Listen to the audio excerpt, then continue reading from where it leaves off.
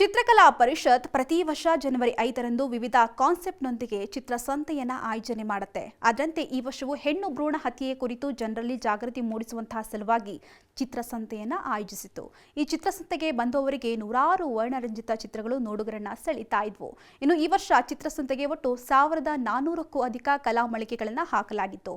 ಅದರಲ್ಲಿ ಮೈಸೂರಿನ ಸಾಂಪ್ರದಾಯಿಕ ಶೈಲಿಯ ಕಲೆ, ತಾಂಜಾವೂರಿನ ಶೈಲಿ, ರಾಜಸ್ಥಾನಿ ಶೈಲಿ, ಮಧುಬನಿ ಶೈಲಿ, ಜಲ ವರ್ಷಗಳಿಂದ ರಚಿಸಿದಂತಹ ಚಿತ್ರಗಳು, ಅಕ್ರಿಕಲ್ ಗಾಜಿನ ಮೇಲೆ ಬಿಡಿಸಿರತಕ್ಕಂತಹ ಚಿತ್ರಗಳು, ಕೊಲಾಜ್, ಲಿಥೋದಿಗ್ರಾಫ್, ಡ್ಯೂಡಲ್, ಎಂಬೋಸಿಂಗ್, ವಿಡಿಯೋ ಕಲೆ, ಗ್ರಾಫಿಕ್ ಕಲೆ, ಶಿಲ್ಪಕಲೆ, ಇನ್ಸ್ಟಾಲೇಷನ್, ಪರ್ಫಾರ್ಮೆನ್ಸ್ ಕಲೆ, ಮಿಶ್ರ ಮಾಧ್ಯಮ, ಫೋಟೋಗ್ರಫಿ ಹೀಗೆ ವಿವಿಧ ಕಲೆಗಳು ನೋಡುಗರನ್ನ ಸೆಳೀತಾ ಇದ್ವು.